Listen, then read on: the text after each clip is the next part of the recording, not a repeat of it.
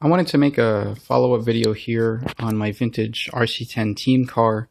If you look back in my video history, I made a video about this and some of the things I did, like dealing with the battery tray and how to fit modern rims onto a vintage RC10. And at the time, the recommendation I had made was to use a longer arm, like these guys from Dynotech Racing. It's very nice, very durable Delrin arms, and to use a B4 CVD and a modern hub or a vintage hub, and then use spacers and everything to get all the spacing right so that your drive pin is right where it should be. I had eventually settled on using the original vintage hub, but I ran into some problems here because on the vintage hub, it has flanged bearings on either side of the housing, but the inner diameter of those bearings are larger than the diameter of the drive shaft here.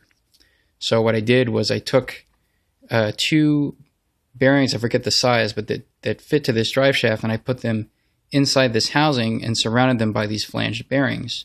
And then I had like a bushing in the back just to get the right spacing so the drive pin here wasn't too far out or too far in. And it worked for a little while, but the problem was that bushing was eating up against the outside housing of this inner flanged bearing, and eventually that wore out and the housing fell apart, and so then the drive shaft could just sort of move in and out rather freely. So there wasn't a very durable solution. The other problem was also that you had to use some down travel limiters on the inside of the shock body to keep the drive shaft or the dog bone from popping out of the outdrive from the differential. So I figured I'd try something a little different. I looked around and I saw that people were using a much simpler solution. So you can go back to the original suspension arms, or you can use these. RPM re-released their arms for the RC10. You can get these from A-Main Hobbies. It's the front kit. I have yet to install that, and this is the rear arms. So okay, so 70542 and 70442. Very nice arms, and you can use the original sized arms with a modern rear hub carrier for a B4 or B44. So this is an RPM rear hub carrier, which is for a B4, a B44, or an SC10. And then the hub carrier is a little bit wider at the bottom, so you just have to shave it down so it fits inside this opening here. But that's pretty easy to do. You just do that with a Dremel.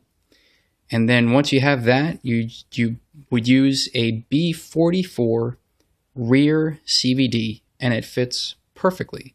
You don't have to do any shimming or any fiddling around. It fits perfectly fine. You can have full down travel on the suspension arm, and maybe a little hard to see here with the lighting, but the dog bone will not pop out of the differential outdrive.